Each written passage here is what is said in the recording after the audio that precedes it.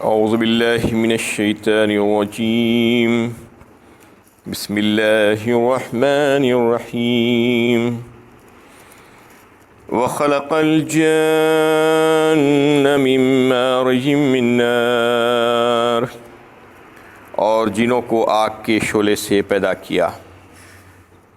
یہ سورہ رحمان کی 15ویں آیت ہے۔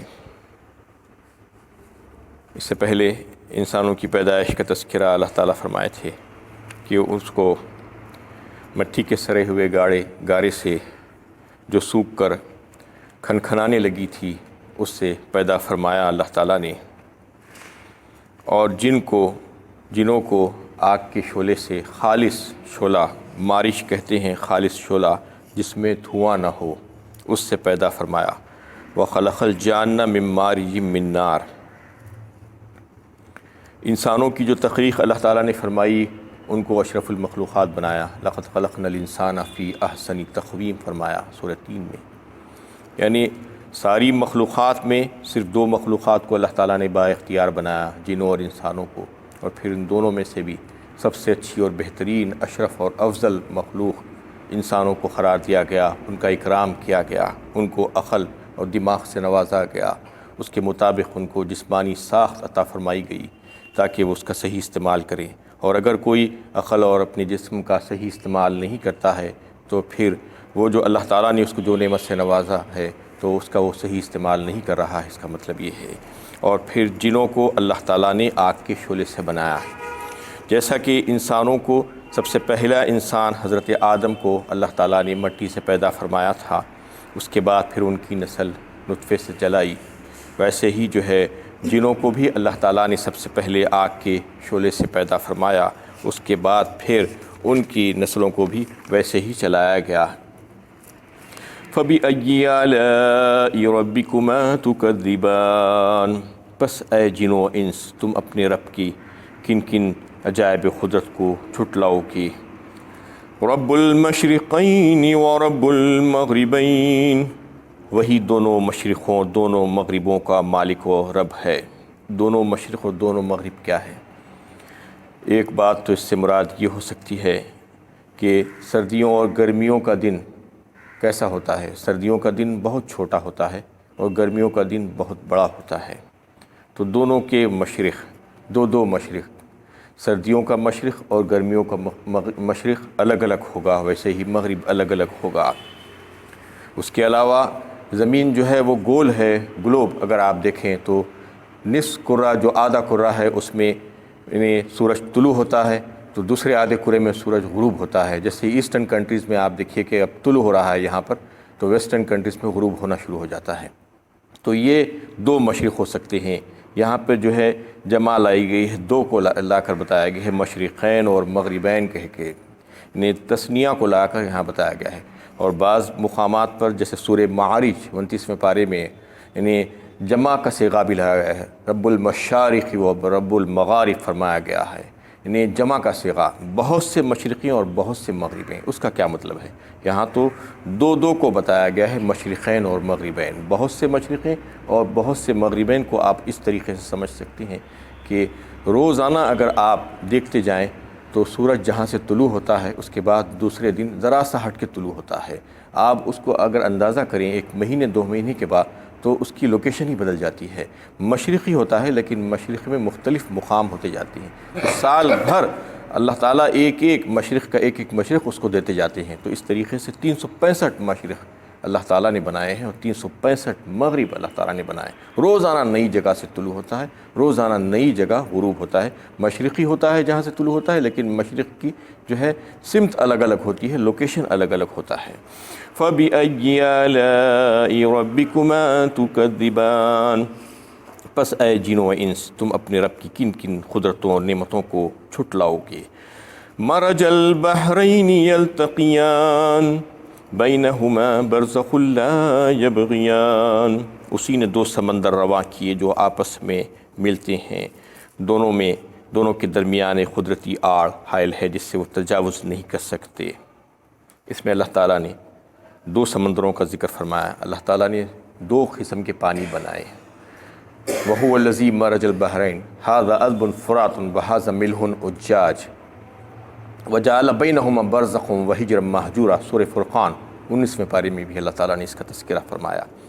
ایک یہ ہے کہ میٹھا پانی، وہو الذی مرج البحرین، دونوں کو ملا دیا ہے اللہ تعالیٰ نے، اور ھذا عذب فرات کہا، یعنی ایک میٹھا پانی، خوشگوار پانی جو انسانی ضروریات کی تکمیل کرتا ہے، اور دوسرا ہے کھارا پانی، ھذا ملح اجاج، دوسرا کھارا پانی جو سمندروں میں رہتا ہے۔ اصل میں اللہ تعالیٰ نے خشکی بہت کم رکھی ہے دنیا میں، اور پانی کو زیادہ رکھ دیا ہے۔ مشرق سے لے کے مغرب تک جو سمندر ہیں وہ تقریباً 77% پانی سے گھرے ہوئے ہیں، اور صرف 23% خشکی ہے، اس میں انسانوں اور جانوروں کا بسیرا ہے۔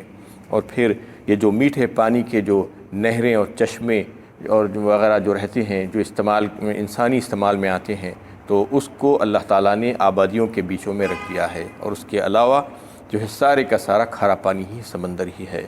لیکن کھارے پانی کے کچھ الگ ضرورتیں ہیں اور حکمتیں ہیں، اور میٹھے پانی کی کچھ ضرورتیں اور حکمتیں الگ ہے۔ میٹھا پانی تو انسانی ضروریات کے استعمال میں آتا ہے، لیکن کھارا پانی یہ ہے کہ اس کی بہت سی ضرورتیں ہیں۔ میٹھا پانی اگر کہیں پر رہ جائے تو کچھ دنوں کے بعد اس میں سڑان پیدا ہوتی ہے، بدبو آ جاتی ہے، لیکن کھارے پانی میں ایسا نہیں ہوتا۔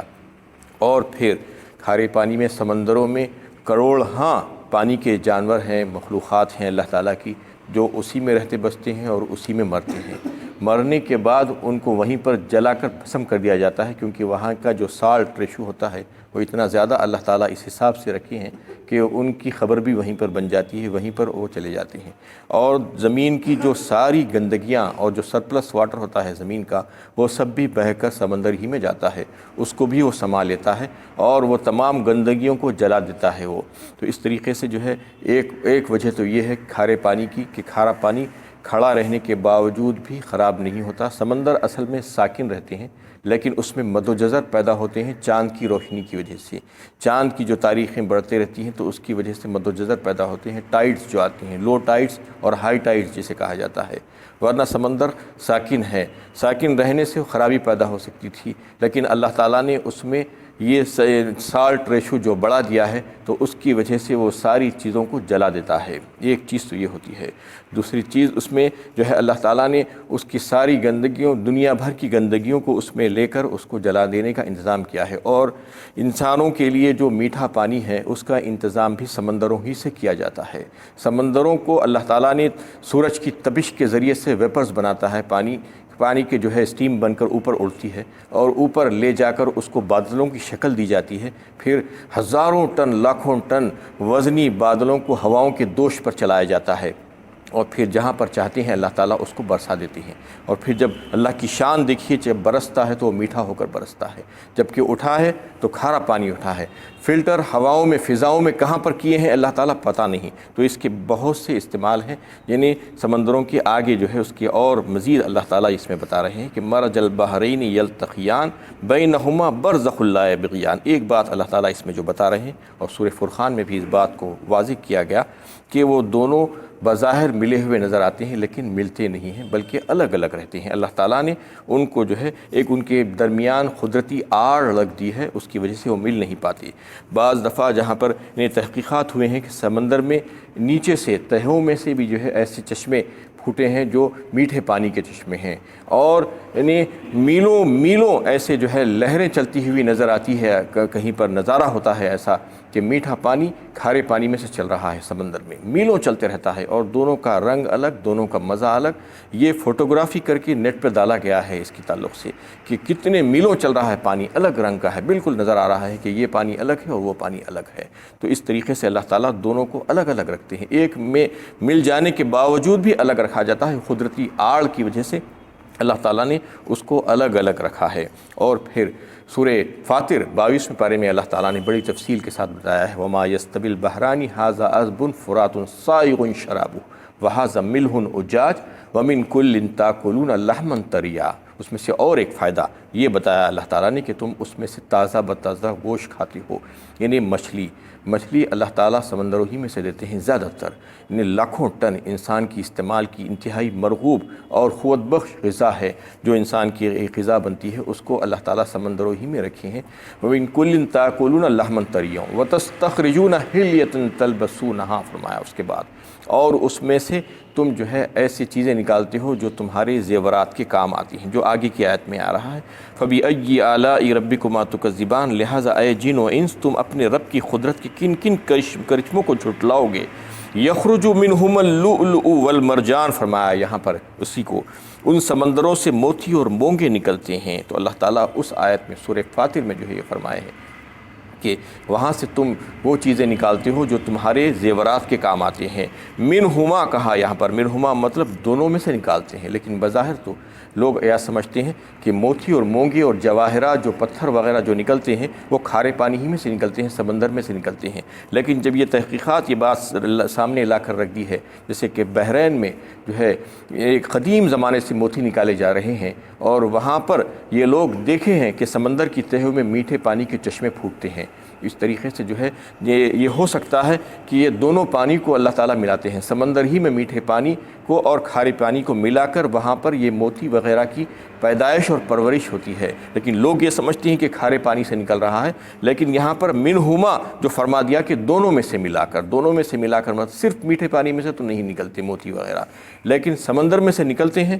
جب وہ نکلتے ہیں تو پھر اس میں جو میٹھے پانی کے جو چشمے پھوٹتے ہیں وہ اور کھارا پانی دونوں کا ملاپ جہاں پر ہوتا ہے وہاں پر شاید اس کی پرورش ہوتی ہے اور پیدائش ہوتی ہے۔ اس کا مطلب یہ ہے کہ یہ انسانوں کے جو ہے جڑا پہننے کے کام آتے ہیں، زیورات کے کام آتے ہیں۔ اللہ تعالیٰ نے سورہ فاطر میں اس کو فرمایا، وَمِن كُلٍّ تَأْكُلُونَ لَحْمًا طَرِيًّا وَتَسْتَخْرِجُونَ حِلْيَةً تَلْبَسُونَهَا وَتَرَى الْفُلْكَ مَوَاخِرَ فِيهِ، اور پھر سمندروں میں جو ہے اتنے گہرے سمندر ہے، اس میں اللہ تعالیٰ نے انسان کو ایسی صلاحیت سے نواز دیا ہے کہ وہ بڑے بڑے جہاز بناتا ہے اور اس کو جو ہے سمندروں کے سینوں پر چیرتا ہوا پھرتا ہے۔ وَلَهُ الْجَوَارِ الْمُنشَآتُ فِي الْبَحْرِ كَالْأَعْلَامِ، فرمایا اس کے بعد کی آیت میں، اور یہ جہاز اسی کے اختیار میں ہے جو سمندر میں پہاڑوں کی طرح اونچے کھڑے نظر آتے ہیں۔ بظاہر پانی تو سیال شے ہے، اور پھر اس میں اگر کوئی چیز بھی، چھوٹی سی چیز بھی اگر ڈالی جائے تو وہ ڈوب جاتی ہے۔ لیکن یہ پانی کے جہاز جو شپس جو بنتے ہیں تو وہ کتنے بڑے بڑے ہوتے ہیں، بعض وقت تو آپ دیکھتے ہیں کہ ملٹی سٹوری ہوتے ہیں، 8-8 10-10 منزلہ، اور ہزاروں ٹن سامان لدے ہوئے ہیں اور انسان اس میں ہیں، اور ساری جہاں کی چیزیں اس میں موجود ہوتی ہیں، ان کی ضروریات کی چیزیں بھی اس میں ہوتی ہے۔ ایک پورے کا پورا ایک شہر آباد ہوتا ہے، ایسا نظر آتا ہے۔ تو وہ سارے کا سارا جہاز نہ صرف پانی پر کھڑا ہوتا ہے سطح سمندر پر، بلکہ یہاں سے وہاں تک چلے جاتا ہے، ایک ملک سے دوسرے ملک کا سفر کرتا ہے۔ یہ ممکن کیسا ہو سکتا ہے؟ اللہ تعالیٰ ہی جو ہے یہ ممکن کیے ہیں، ورنہ سمندر تو ایسے غضبناک ہے۔ اور پھر سمندروں میں جانے کے لیے انہوں نے بہت سی چیزیں بنا لی ہیں، بڑے بڑے جہاز بنا لیے ہیں، نیویگیشن سسٹم اس میں رکھ لیے ہیں، اور راڈار سسٹم لگا لیے ہیں، اس کے ویدر کے بارے میں، وہ طوفانوں کے بارے میں معلومات حاصل کرتے ہیں، اس کے راستوں کے بارے میں نیویگیشن سسٹم کے ذریعے سے جو ہے معلومات حاصل کرتے ہیں۔ اس کے باوجود بھی جو ہے سمندر میں جب جاتے ہیں تو پتہ چلتا ہے کہ کیسی خوفناک طاقتیں کا جو ہے ان کو سامنا کرنا پڑتا ہے۔ وَمِنْ آيَاتِهِ الْجَوَارِ فِي الْبَحْرِ كَالْأَعْلَامِ إِنْ يَشَأْ يُسْكِنِ الرِّيحَ فَيَظْلَلْنَ رَوَاكِدَ عَلَى ظَهْرِهِ إِنَّ فِي ذَلِكَ لَآيَاتٍ لِكُلِّ صَبَّارٍ شَكُورٍ۔ سورہ شعراء میں اللہ تعالیٰ نے اس کا تذکرہ فرمایا کہ یہ نشانیوں میں سے ایک نشانی ہے اللہ تعالیٰ کی کہ اتنے بڑے بڑے جہاز تم سمندروں کے سینے پر دوڑاتے پھرتے ہو، اور اگر ہم چاہیں تو یہ ہواؤں کو روک دیں تو پھر وہ جہاز جہاں کے وہاں کھڑے رہ جائیں اور تم اس کو ذرا بھی آگے نہ بڑھا سکو۔ تو یہ تو بادبانی دور نہیں ہے کشتیوں کا، جبکہ ایک زمانے میں بادبانی کشتیاں چلا کرتی تھی، پردے لگا کر ہواؤں کی دوش پر اس کو چلاتے تھے۔ لیکن آج تو انجنوں کے زور پر چلایا جاتا ہے، یعنی پاورفل انجن، یعنی ماڈرن انجن لگا دیے گئے ہیں اس میں ایڈوانس، لیکن اس کے باوجود بھی سمندری طوفان جب آتا ہے اور ہوائیں قابو میں نہیں رہتی اور لہریں 100 فٹ اوپر اٹھنے لگتی ہیں، خوفناک قسم کا سمندر ہو جاتا ہے، اور انہیں غضبناک طاقتوں سے جو ہے اس وقت ان کو سامنا کرنا پڑتا ہے، تو تنکوں کی طرح وہ جہاز اڑنے لگتے ہیں، اور پھر ان کو وہاں سے بچ کر آنا، سلامتی کے ساتھ آنا مشکل ہو جاتا ہے، سوائے اللہ کی ذات کی ان کو کوئی نہیں لاتا۔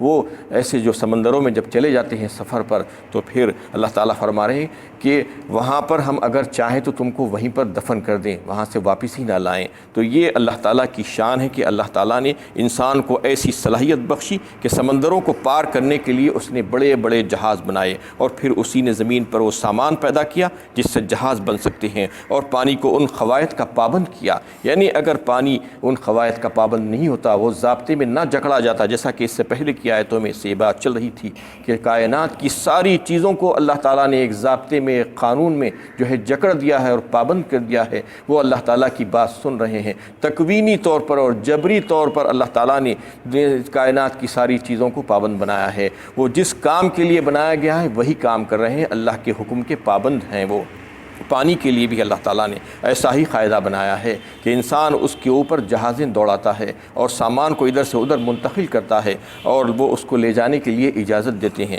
آپ اندازہ کیجئے کہ آج بھی جو ٹریڈ ہوتا ہے، جو تجارت ہوتی ہے، وہ زیادہ تر سامان جو ملکوں کے بیچ میں جو منتقل ہوتا ہے، وہ سامان جو ہے سی کارگو کے ذریعے سے ہی ہوتا ہے، ایئر کارگو سے بہت کم ہوتا ہے۔ اگر ایئر کارگو سے کرنا شروع کریں گے تو اتنی قیمتی ہو جائیں گی چیزیں کہ لوگوں کو لینا مشکل ہو جائے گا۔ اس لیے سمندر ہی سے جو ہے وزنی سامان جہاز چلے آتے ہیں، ہزاروں کی تعداد میں ایک ملک سے دوسرے ملک کی تجارت جو ہوتی ہے وہ صرف اور صرف سمندر میں جو ہے جہاز بنا کر جو انسان جا رہا ہے اس کو پار کر رہا ہے، اسی وجہ سے وہ ممکن ہے، ورنہ تجارت ہی ممکن نہیں ہو سکتی تھی۔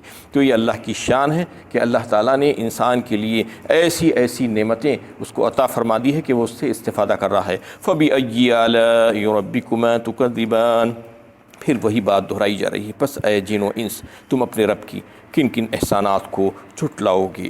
وآخر دعوانا الحمدللہ رب